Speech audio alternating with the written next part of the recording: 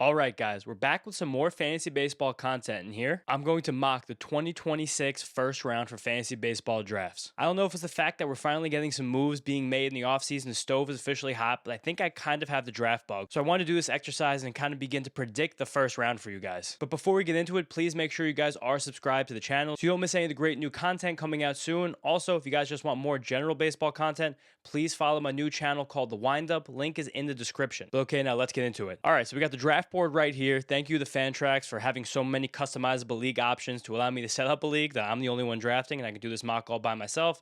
Fantrax, if you guys don't know, is the best fantasy baseball app, website, everything around. Most diverse leagues, most diverse setups, most amount of prospects available in a player pool.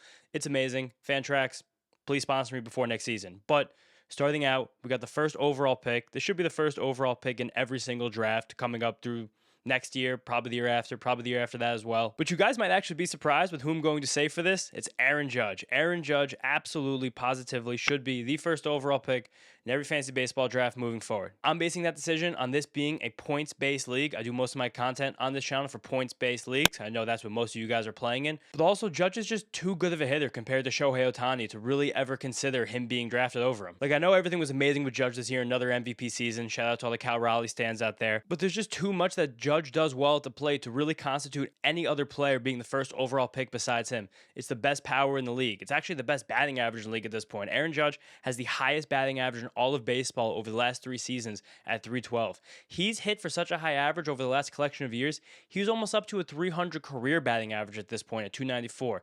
It's just ridiculous. And again, even a year where Cal Raleigh challenged him for the MVP, it still really shouldn't have been close. And even again, in fantasy baseball, it's not close at all. A points league, of course, because Judge hits for such a high average, hits for so much power.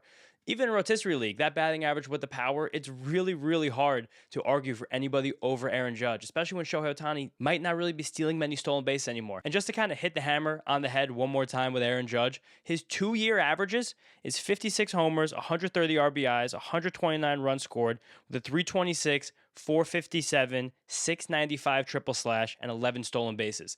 That's his average per season over the last 2 years. This is by far, not even close, no contest, no question, the best hitter in baseball. And he should be treated like that in every single draft. Right now, we're going to move on to the second pick. This is probably a spot you guys thought would be the first overall pick, but the second pick is going to be Shohei Ohtani. And I do have to say, if you guys play in a daily lineup league instead of a weekly lineup league, Shohei Ohtani vaults up to number 1 because then you can use him as a hitter and a pitcher day by day, whichever way you want. But if you're in a weekly set league, Ohtani should still be considered the second best player behind Judge because you're not going to be able to take advantage of the hitting and the pitching ability for Shohei at the same time, especially if you guys play in a Yahoo League, whereas a hitter and a pitcher, Ohtani is just simply a different player in the player pool, which gives a whole nother set of circumstances here, but it just becomes sometimes more of a headache if you have to choose week by week if he's going to be a hitter or a pitcher for you. And again, at the same time, while Shohei Ohtani is unbelievable, the best player on earth, Aaron Judge is the better hitter, and that gives him the leg up.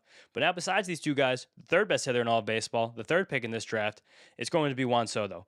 Do you remember April and May when people were pretending that there was an issue with Juan Soto, that maybe, oh my God, he's come to the Mets, he's not even good anymore? Really not the case in any way, shape, or form. All the rumors of a down season melted away. Even with having not so good of a first 2 months, Juan Soto was still the number 3 overall hitter in fantasy baseball last year. He hit a career high home runs last year. He had a career high stolen bases last year. There's just absolutely nothing that will ever stop this guy from being one of the best hitters in baseball, at least while he's still in his prime. And even though these two guys at the top are so good, Soto is probably closer to them than anybody else in the player pool. Which brings me to number 4, and this is number 4 that I'm still proud of, one I'm still going to hang my hat on, one I'm still going to be going after in both points leagues and rotisserie leagues, but even in points leagues, we don't get the stolen base credit. Bobby Witt Jr. Bobby Witt Jr. this year had a big downturn in power from what could have been MVP season 2 years ago, but even with that, he's still the 10th most points in ESPN standard scoring leagues for any hitter, and you can just kind of feel the fact that there might be some ebbs and flows in Bobby Witt's game power-wise, but you're going to get an incredibly high floor for a player that's still in his mid-20s, even just entering his mid-20s, especially compared to a bunch of the hitters that are going behind him with a little bit more risk. A lot of times this first round, this is true of fantasy baseball, fantasy football, fantasy basketball, if you guys play there. In the first round, more so than shooting for upside, you should be avoiding any risk possible. In terms of the entire player pool, besides I think the 3 players we just drafted ahead of him, Bobby Witt Jr. has the least risk associated with himself whatsoever. It's also funny because we've gotten to a point with Witt, who's been worth about 17 wins above replacement over the last 2 years, where he's kind of not considered sometimes this like inner circle, one of the best player types in baseball. Like he's someone with his skill set, the way he hits, the way he fields, the way he runs the bases, power, contact, speed, everything.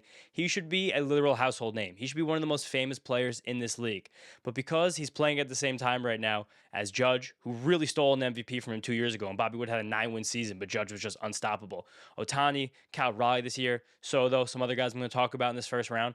He just doesn't have the same panache. That's why I'm leading a crusade, especially on the other channel, The Windup, like I mentioned at the top of the video, that Bobby Wood Jr. right now is the most underrated player in baseball. So come along with me for that journey if you want to. But now going on the 5th pick of the first round, I'm going to switch gears a little bit. I'm going to go with the first starting pitcher, Tarik Skubal, for now on the Detroit Tigers. I don't know what team Skubal's going to be playing for next year.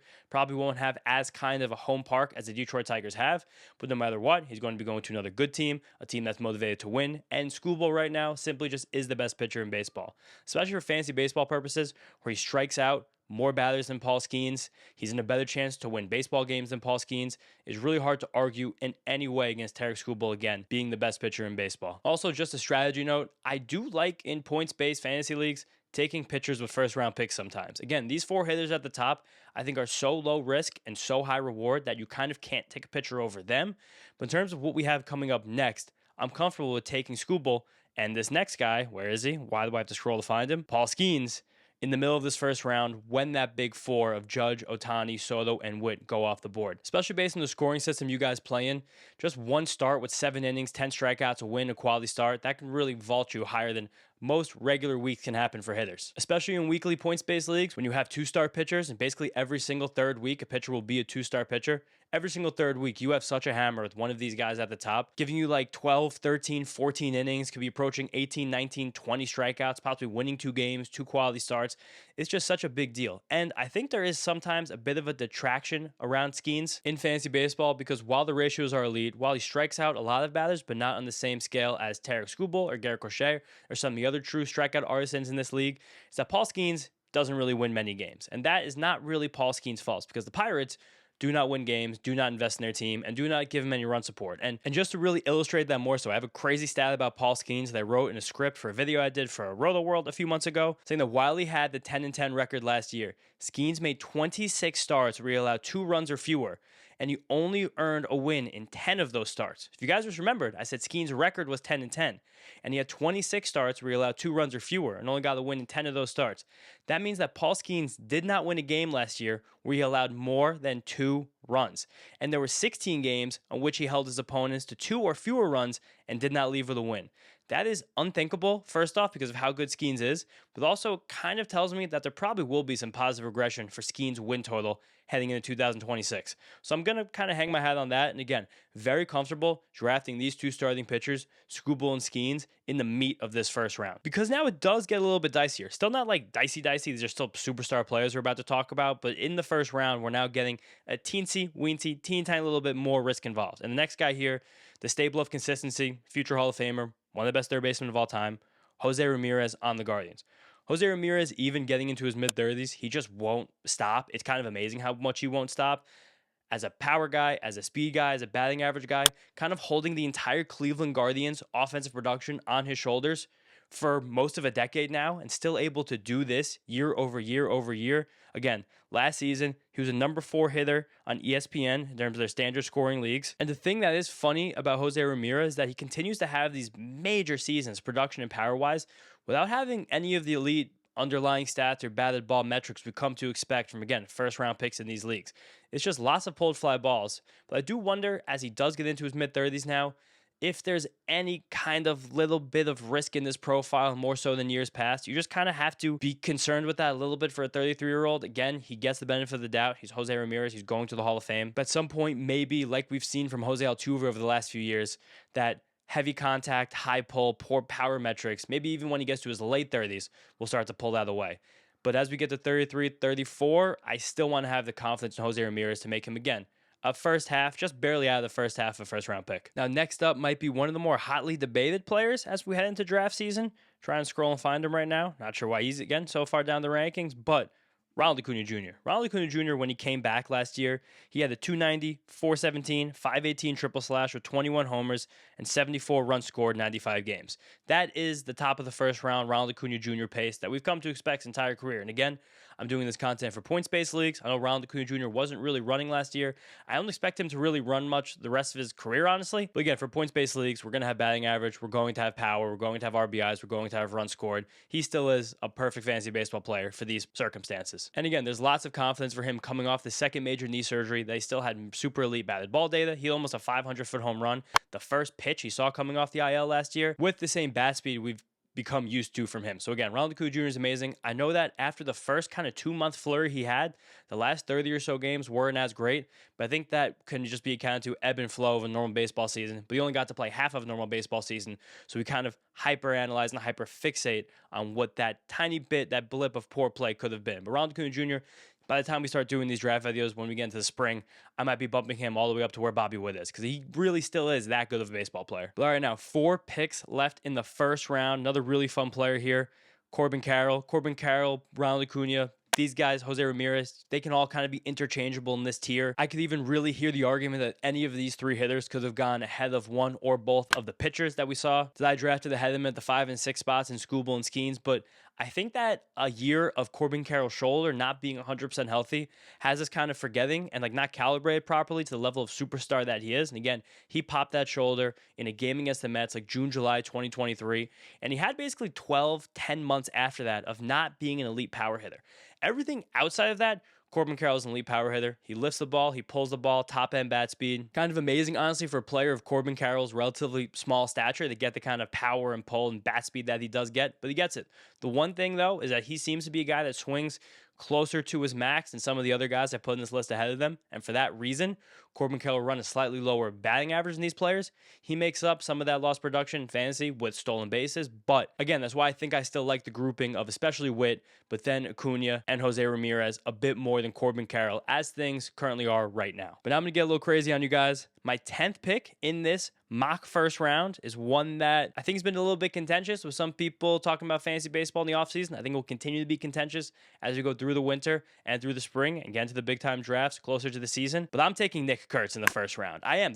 I really just, what we saw from him as a rookie, there's a chance that he could jump over this entire tier next year and be in the top half of the first round. There's also a chance the heavy swing and miss in his profile, the poor zone contact, maybe that pushes him to be a second round guy next year. I really don't care, though. I'm going with traits. I'm trusting what I just saw, one of the best rookie seasons we've ever seen in the history of baseball. Kurtz was the 8th rookie since 1901 to have an OPS over 1,000, and I have that list for you guys right now. We have Shoeless Joe Jackson in 1911. We weren't even keeping strikeout rate as a stat back then. We got Aaron Judge, 2017. You guys know about Aaron Judge in 2017. Ted Williams in 1939. I also just realized the Shoeless Joe Jackson season had a 400 batting average. That's pretty amazing. And 640 plate appearances. But then Ted Williams, 1939. George Watkins, 1930. Rudy York, 1937. Harry Rice, 1925. You guys can see the years on these players' production and think about where Nick Kurtz is historically based on what he just did as a rookie. Then we got Albert Pujols, the Machine, 2001. Benny Carbo, 1970. I got to be honest, Benny Carbo, first time I ever heard that name in my life. Ryan Braun, 2007, and then Nick Kurtz last season. It was absolute rarefied air, the things he was able to do as a rookie. A bit aided by his ballpark, we know that, but he's going to be playing in the same ballpark next year. So who really cares if the ballpark's helping him that much? He's going to get to use that ballpark again to produce like he just did. He was also the 15th rookie in the history of baseball to win a Silver Slugger. And after June 1st, which is when Nick Kurtz really kind of turned on the Jets last year, he had a higher OPS, WRC+, and batting average than Aaron Judge. Aaron Judge, the guy who I so vociferously put at the top of this draft ahead of Shohei Ohtani. It's just like Nick Kurtz has all the tools to be that again. Like this can be the special unicorn 50 homers, 300 batting average guy, which is what Aaron Judge is and why Aaron Judge is #1 overall pick in all points leagues and probably some rotisserie leagues. Again, swing miss stuff's a little bit of a concern, but Nick Kurtz has a chance to be the best hitter in baseball next season. And just for that, he gets into my first round. All right, we got 2 more picks left, wrapping up this first round and a few honorable mentions. But number 11, I got Garrett Crochet. Garrett Crochet, the only thing that puts him this far behind Skubal and Skeens to me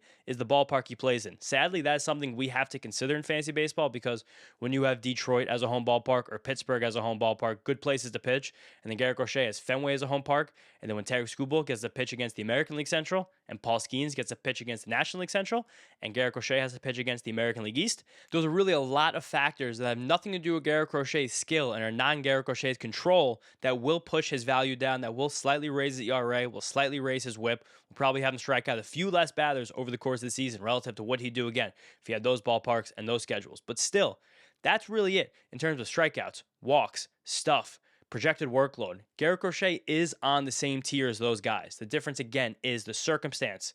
But that's nothing Crochet could do. Even still with that, he's a top-tier pitcher in real baseball, top-tier pitcher in fantasy baseball, and deserving of a first-round pick. Now, last up on my list, closing it out, maybe this is the recency bias seeping in here, but just give me Vladimir Guerrero Jr. I know it has been more disappointing power seasons for Vladimir Guerrero Jr.'s career, really only kind of getting over that hump in 2021.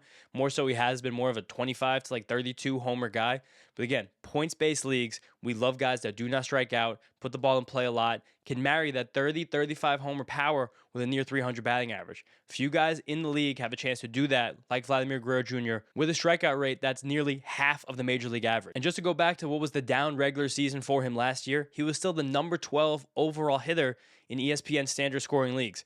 Based on this right here, he's the number 9 overall hitter. So even a slight uptick in that power production, going from 23 homers to 30 homers, I think that makes him an easy first-round pick, again, in points leagues. Rotisserie leagues, where we value stolen bases more, I don't see Vlad being a first-round pick. I don't see Nick Kurtz being taken the first 12 guys either. We're doing points-based leagues right now, and to me, those two guys both should be first-round picks. Now, just a few guys, honorable mention, I want to have here because I think they're close to being this first round, but not quite all the way there. First up, Cal Raleigh, just one of the most amazing seasons ever. Could have won the MVP over Judge. Didn't deserve to, but again, it was close. I don't know if Cal Raleigh's ever hitting 60 homers again, but he could definitely hit 40, 45 based on all the batted ball stuff we saw from him last year. Regression from Cal Raleigh doesn't mean him not being an elite player, but he still falls just outside the first round, especially because all of the added risks a catcher has on the day-to-day grind of a season. Like last year, we saw William Contreras head into the season as the number 1 catcher drafted. He got a little thumb injury from catching, and then all of a sudden, his whole season kind of went off the rails. He didn't really start to get hot to look like himself until late in the summer, and he really didn't even come close to returning the value you had on him. Just added risk from catchers. So that's something you just got to say right there. That's just sadly a part of the game. Then after that, I still love Gunnar Henderson. I know it was a down season last year, but he had the oblique injury in spring training, never really recovered from, and then kind of just spun out after that. I think the Orioles team is going to be ready to rock from the get-go next season. They're still an elite lineup. Gunner's still an elite player. Kyle Tucker as well. We saw a very different Kyle Tucker in the second half after the hand injury, and then the whole kind of end of the season calf thing that was really weird. But through the first 3 months of the season, he was one of the most productive players in the league. I don't know what team he's going to play on, but I have a really good feeling it's going to be either the Blue Jays, the Yankees, or the Dodgers. So no matter what, Kyle Tucker is going to join one of the most productive lineups in the league. And in some of those cases, he could be in parks that are really kind to the home run ball. So there's a really good chance by draft season, Kyle Tucker sneaks back into the first round. Then we also have Julio Rodriguez, just a great bet for 30-30. The batting average sometimes can go up and down because of Julio's swing and miss, but he's a guy, especially in a rotisserie league, he will get in the first round. And then lastly, Junior Caminero. What he did as a 21-year-old with 45 homers was pretty astounding, but we do not know where the Tampa Bay Rays will be playing next year, and Junior Caminero had some stark home road splits. So I am curious about where their home ballpark is, how that affects his power, how that affects his batting average, which I think the batting average is a little bit more unstable for Caminero than the power. I could see 40 home runs again, but I think that might come with a 245, 250 batting average rather than the 265 we saw with him last year. But still, great players. That's the honorable mentions. A lot of guys worth mentioning, but I do think this 12 in the first round is pretty tight. You guys let me know in the comments if someone else you want to draft in the first round. Let me know if you think I'm an absolute psychopath for even thinking about draft content right now. I think I will do a little bit of free agent content over the next week or so, maybe 5 or 10 free agents I like or 5 or 10 free agents I don't like. Then I'm going to I kind of want to rank the second-year pitchers next year, or not even just second-year pitchers, just guys that we saw debut in 2025 and how they rank for 2026. There's been some great discourse on Twitter. Also, if you guys want to follow me on Twitter, links down there, about Nolan McLean, Chase Burns, Trey Savage, kind of how to rank some of these guys because there's so much helium on them in early drafts, which is very fun. And I'm also going to make a video soon telling you guys about prospects you need to know ahead of the 2026 season who have not debuted yet. But thank you guys all so much for watching. I will see you next time.